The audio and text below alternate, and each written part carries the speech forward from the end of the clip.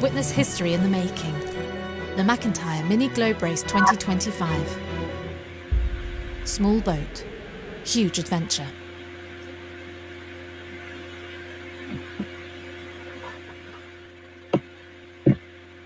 Still waiting again for that small boat, huge adventure, but it didn't turn up, so never mind.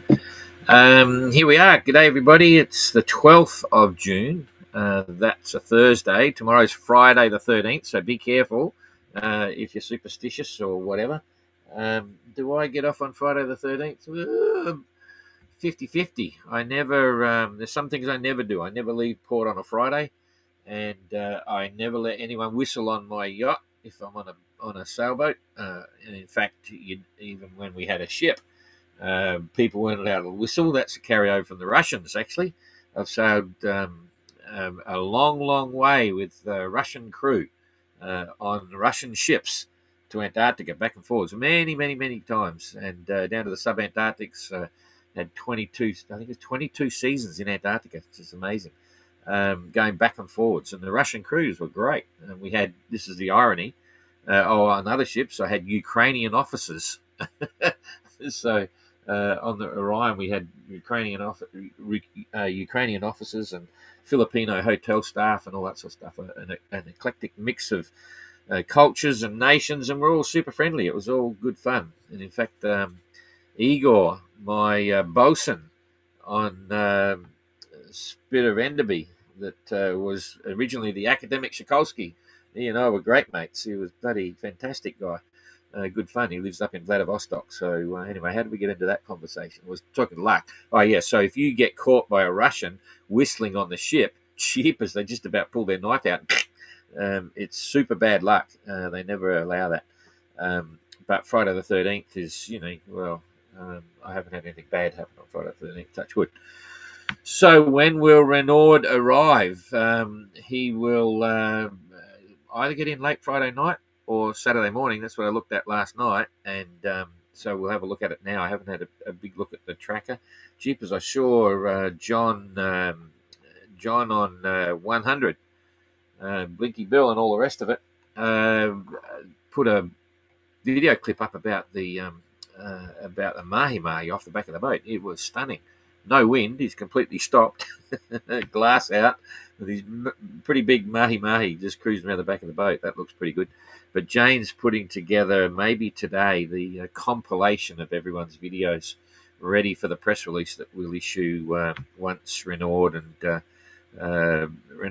Dan will be in, and the others will be chasing across. So we want to wait until they come in to get the epic photos, and all that sort of stuff, and then we'll send the press release out. We don't want to do it on the weekend because nothing happens, but probably on Monday, if we're lucky. On Monday, it may get onto the market and everyone can read all about it. So we'll look forward to that, and we're trying to get everything set up here. So we're looking forward to some boats arriving, and that's going to be quite fun. Okay, straight to the tracker. G'day, John. I see everything must be working, so that's cool. So I press that button. You've got the tracker, and then I get on here, and now I got the tracker. So there we go. They're racing again. It's good to see. Dan's still going backwards, but don't despair. It's only a number. It's only a symbol. It says his daily run. I'll get to it straight away. He's negative 124 nautical miles in a day, so don't look at the leaderboard. It's irrelevant because Dan must be close to last right now, going backwards. But his position on the tracker is still correct, and we've notified YB yesterday, but I was surprised to see it still up as a negative this morning. But they'll sort that, so everything's correct except his position, which is in the rankings, in the scale of things. So we'll come right down the back here, and you can see the boys. Here we go. Oh, they're having fun, but they're just about to get the breeze. That's a good shot. I'll have to get a screenshot of that one. Boy. Okay. So you can see they've been sailing all over the ocean trying to get there in the middle of the calms, but this breeze is filling in from the southwest, not the wind direction, but the weather system is approaching them from the southwest, and it's just overlaying them right now. So So Popeye's still doing 1.9 knots. John was doing half a knot there during the night. He's doing 1.4 knots as well, and he'd have very light southeasterly wind by the look of it. Although it might not even be there yet. It's a bit hard to say because no, that'd be right. He could be moving faster than that because that was 1.4 knot average over the previous 4 hours. And if we blow that up, so he could be sailing quite well now. You can see here he basically stopped. You can see he came down here. Picking it up. You can see boom, boom, boom, boom. That was a 4-hour run, which is nothing. And now he's on the move. So, but the speed is averaged over 4 hours. So he's probably sailing as it came in. It would have been from the south, and it's slowly swinging to the southeast, and then southeast. So he's on starboard tack, and he's probably sailing at 3 or 4 knots at the moment. Going to windward, the sea will be in front of him, but not too bad. 12 nautical miles in the last 24 hours. So nothing dramatic there. And if we come back down here to find Popeye, here he is. Okay, Popeye's been doing the same. You see, bang there, boom, boom, boom, boom. Enjoying the serenity of calmness at sea. 1.9 knots, 14 nautical mile day. So they got a bit to go. And if we come back, and I'll just show you the weather in the next couple of days, it's not going to make it easy. There's Papiete down the bottom. That's where they want to go. And I'll hit that. I'll bounce it through every 3 hours.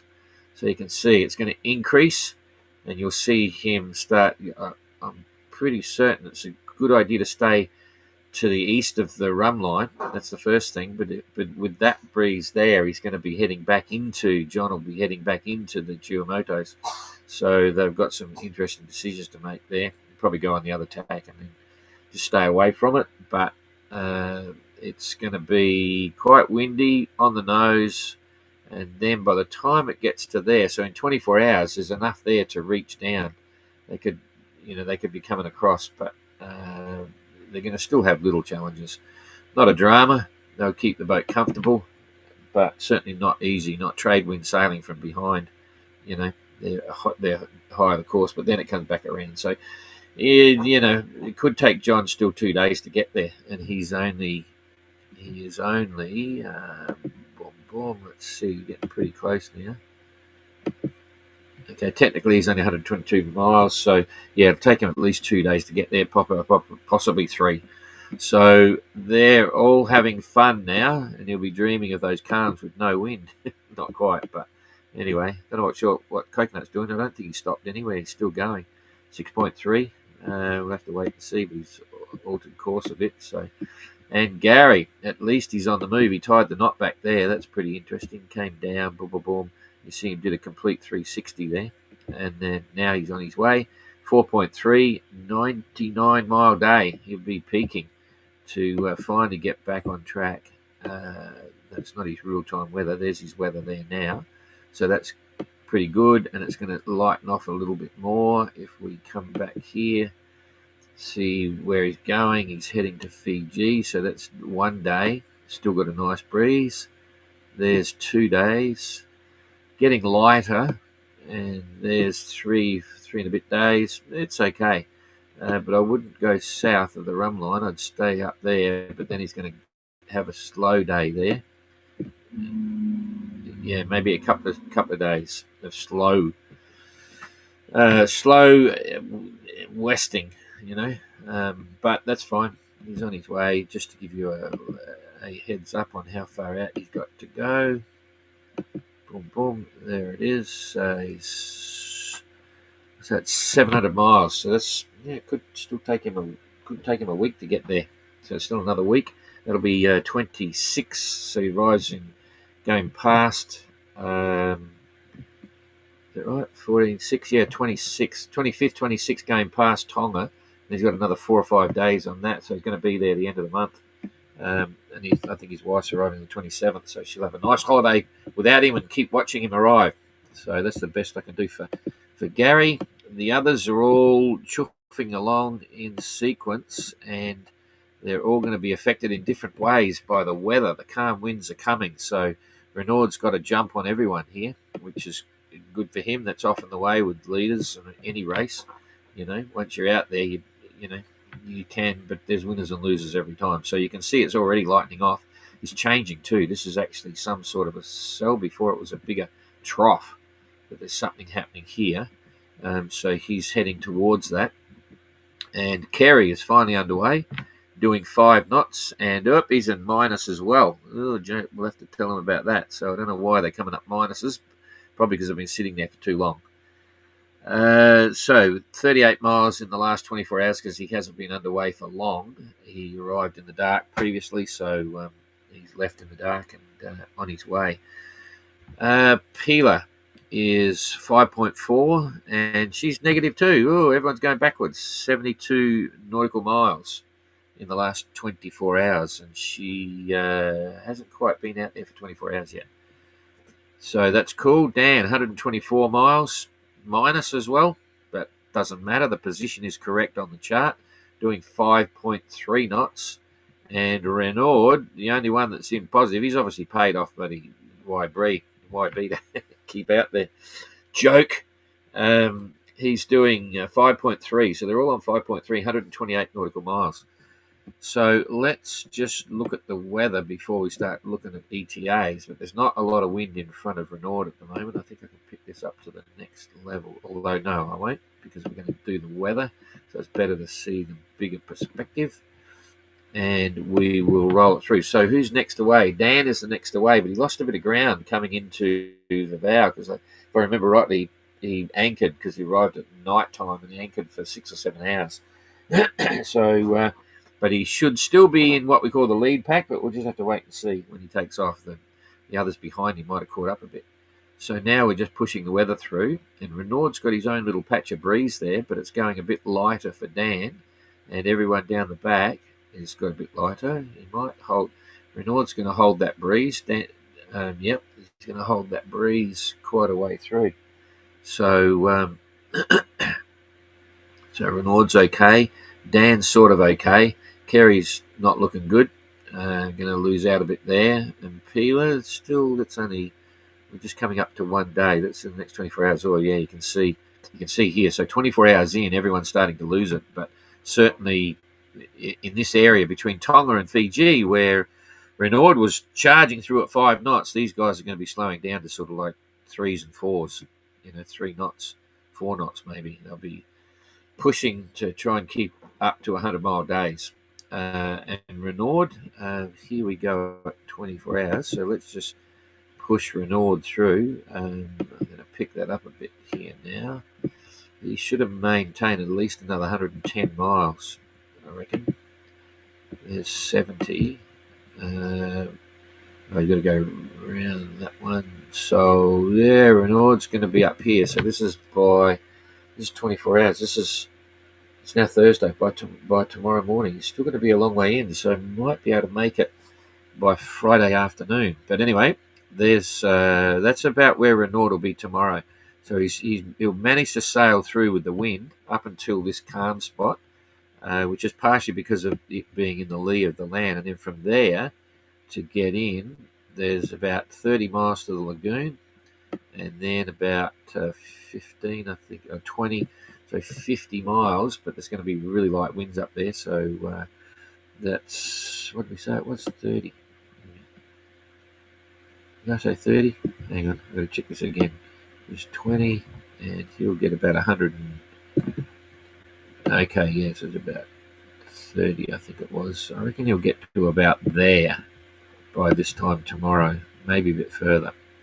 And that's 30, 40, 50. So 50 miles to go from tomorrow morning, and I reckon on average it'll be about 2 to 3 knots. So yeah, he could be in by Friday night still, but because you get a sea breeze coming late in the afternoon sometimes as well, so it's very hard to predict that one. Anyway, one thing we can say for sure is that Dan is about a day behind Renaud at the moment, and that may stretch out a bit. So he's 136 miles behind. Yeah, that's going to stretch out a bit, but we didn't follow through the weather to see what's happening on day 2 as Dan is approaching. But anyway, he's 130 odd miles behind, and this is on the first day, so it's gone light, and we keep if I hit that, we keep pushing through to the next day, and it's light everywhere. Oh, there is a breeze there during. There's a breeze there during the day for Renaud. So yep, it could be in on Friday afternoon late. And Dan's got the wind coming in behind. So's Peeler. So's Kerry. So that's on the 14th. Hang on a sec. I've got to just remember this. I'm coming through. So that's the 11th. It's really confusing me. I keep looking at my computer. So here we go again. I'm just running it through. So it's 11th and we want 2000. So there's the first day. It's all pretty light, but there's a breeze there. Then you've got the calm spot for Renaud, but it's still showing a bit of breeze. The others are going okay. Kerry's doing all right. 12th, 13th. So there's day 2. It's not that bad. So they may just hold the speeds. The big hole is changing, and it could change again tomorrow. So, and Dan's got that Lee there. So, yeah, I'd say there is a chance that we'll see Renaud on Friday, late Friday, really late Friday, rather than Saturday morning. But we'll have a look tomorrow. That'll be a bit more definitive because it is very, when you've got all this stuff here, all this rubbish, the holes and bits and pieces, very hard to predict exactly what the local area thing is doing. Certainly after that, it looks like the trades are coming back in again, coming from behind. There's a big bounce coming up from the bottom. So then it's back to normal and wind all over. But some of the tail enders might get a good ride in. So that's it. No use looking at the leaderboard because everyone's going backwards, and I think we've covered off on everyone. We look forward to seeing Dan hit the road, and I'll come back here and see if there's any questions there. And okay, so that's it. Very simple. Short sprint to Fiji. Everyone's looking to him to arrive. Even the police here. We put some banners up. Put the boat board banners up yesterday at the police station at the entry into the Marina. We thought I'd better go ask permission, and we asked them, thinking, oh yeah, and they got really excited about the race. They said, oh, let us know when they're coming. And they wanted to ask lots of questions, get photos. We took a selfie in the front. They're going to put it in their police news or something that the mini globe race is coming to town. So, and we've got the big map and boards up, and the sailors here are seeing all that now and chatting about the MGR, which is all cool. So YouTube watching, and Thursday tomorrow. Yeah, thanks. Okay. Will the fleet all regroup and leave together for Fiji or stay strung out? No. This is the end of leg 2. So there's legs and then there's sections with pit stops. So this was the first leg was from Antigua to Panama. Okay, it was a very simple one, about 1,200 miles, just simple. Overland in Panama, and then from Panama we go leg 2, Panama to Fiji. But there is a pit stop in Marquesas, in Papeete, and in Tonga. And so they're the sections. So you have a section from Panama to Marquesas, section from Marquesas to Papeete, next section from Papeete to Tonga, and then the last one is a short sprint from Tonga to Fiji. So what you're looking at is when they're arriving in Fiji, they've all held their relative position. Okay, so they're finishing. They're racing each other, and as you see them cross the finish line, that's the difference. And it's really amazing because just looking at it, like Dan is only a day, maybe a little bit more than a day behind Renaud. So Renaud's managing to sail really well and keep up front all the way. Basically, he's led from pretty much from the start, and Dan is on his hammer. And then right behind that, you've got Peeler, and she's about a day behind Dan. So it's not bad. It's like 7,000 miles, and they're only a day apart. So there's fun to be had, and that's one of the beauties of having a one design boat. And I think it's holding true because there's no question. I mean, you can't really describe in intense detail how Renaud is sailing, but he is racing for sure. But he might be pacing himself because that's happened to me actually in the BOC when I did my solo around the world race. The guy in front of me, Yves de Pasquet, in a super lightweight 50-footer that was just super fast. What I found was that every time I was never leading, I holding second position for a long time, but every time I put the pressure on him, because I think, all right, I'm going to really nail it now and put the pressure on, boom, boom, all he'd do is just speed up a bit, because in other words, he could have gone a lot faster if he wanted to, but he didn't because it increased his risk of breaking the boat and all that sort of stuff. And we just hold position, and every time I try and push, he'd push fast, and I could never get past that, because we had Argos positioning back in those days. It only gave position about every, I think it was, I forget how many hours apart, but you could, anyway, it's a long story. In the end, the boat's keel fell off on his boat, but that was after the race. The race finished, and a few days later, the delivery crew were going across the Atlantic and the keel fell off, so he was very lucky. Anyway, so who knows? Maybe Renaud is just holding that one day in front and not pushing too hard, or maybe Renaud is going flat stick, doing everything he can to try and stay in the lead. And Dan's a bit the same, who knows how hard they're pushing on bits and pieces, but nonetheless, it's good fun. And take my hat off to Pila because she's right up there. I mean, they've all of them have had their own series of challenges during this 7,000 mile, but they're all still hanging in there. And Kerry had his back issues. He hasn't made any comment about it. He sent me some pictures. I'll put the pictures up. It's very funny. Everyone's checking their rigs, and Kerry said he went up and tightened up his Windex and a few bits and pieces. I thought, what the hell? But he actually pulled the mast down to do it on the dock. The others in Vava have been climbing their masts. Very funny pictures. They got like a couple of guys holding the boat steady while they can go right to the top of the mast and check the rigging and all the bits. So the boat doesn't fall over. So they're having a bit of fun.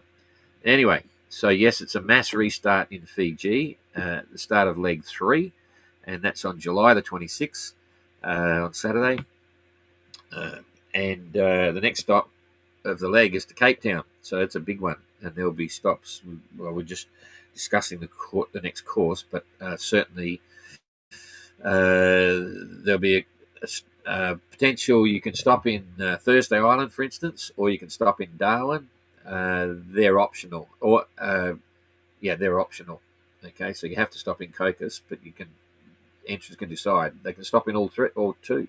They can stop in Thursday Island and Darwin, but they've got to stop in one of those two to clear in customs into Australia. So there's some discussion on that. Going to Darwin takes up a couple of days. You've got huge tides, and we never were able to make an easy link for berthing there and things like that. So it'll be up to the entrants to see what they want to do, and then they carry on around the world. So, thanks, Austin. Morning, Islish and Marek. Any sailing for you soon? If only. Don't speak about it. Don't tell Jane. This is a standing joke. We're still on the Marina, haven't gone anywhere. And it's going to be some time before we do. I haven't even put the sails on the furler yet. But we're just either on the computer or out there, and I've got a lot of work to do. So now the boats are coming in. We're going out in the Marina boat to meet the entrants as they're coming in and do the Facebook Lives and all that sort of stuff, YouTube Live. So we won't be using Adventure for that. And I got a feeling that we might not be actually sailing anywhere for a few weeks because there'll be boats coming in and out right through to, by my estimates, 25th, 26th of this month, like towards the end of the month, and then we might go sailing for a bit. We'll have to wait and see. But that's cool. It's okay. This is what we do. So, g'day, Nordic. CH first. Not sure what CH first means, but anyway. G'day, John. Still considering taking the skippers on a sailing tour around Fiji. Yeah, the program, all I've done is for that. I mean, all the entrants do their own thing. 2 of the boats are coming out onto the hard and put them in a cyclone hole just for a month or something. So a few people are looking at flying home. And we've slotted a section in there just for the fun of it because I've got some friends coming over here to be on the boat with us on the second to last week before the start. The last week before the restart's very busy. Safety inspections, briefings, really events, functions, prize giving function, all that sort of stuff. Press conference, all happens in that sort of 7-8 days before the restart. So the week before that, we're going to bugger off and go for a sail on this boat. And I've said to the entrants, if any of the 580s want to go for a quick flip around, we'll go out. The plan was to go out for, I think, 4 days, just a quick one, just to the closer island. So a little bit of a cruise, because some of them might have family or friends or whatever it is. So that may happen. We'll have to wait and see. But that's about it. Most of the entrants, when they get here, they'll just do their own thing. They've got a good time to have a good break, and there's plenty of things to see and do in Fiji, that's for sure. So you don't have to spend a huge amount of money either. You can do the 6-star hotel routine over in Denarau and all the fancy resorts, and go out to the islands. All the islands have got resorts, some of them quite cheap. So plenty to do, and who knows what they'll do, but they'll all have fun, I'm sure. Hope they stop in Darwin. Not sure. A couple of them are. One of the other big issues is no one can get a lot of them have got jet boils for the stoves, but you can't get them here in Fiji at all, and you couldn't get them in other places. So I've suggested that Thursday Island they've got and in Darwin they've got a mitre 10. In fact, they might be able to buy the canisters in Darwin. A couple of them are under the hunt, but I warned them. I said you can't get them here. You can't even get them in Thursday Island. They've got a different type of cylinder, but they could ship them if all the entrants got together, and if they need 15 gas canisters or something, you could ship them in Australia to Thursday Island overland, by road. It's dangerous freight, of course, but they can do that. And pick them up in Thursday Island, keep going. Or they should be able to buy them in Darwin as well, maybe. I'm not sure. We'll leave it to them. So we'll wait and see. But, yeah, stopping in Darwin costs them a few days because you sail off the track. So that's that one. G'day, Nordic Confederation. Okay. All right, that's it. So thanks very much, everybody. We'll see you tomorrow. Keep an eye on the tracker. But Renaud won't be in before in the next 24 hours, but he may well be in sometime late on Friday. And let's hope so. But anyway, it could be Saturday morning early as well. You don't know. Okay. So, I can't press the out button here because it wasn't finished before. So I'm just going to... Oh, that'll do. Small boat. See you later. Huge adventure.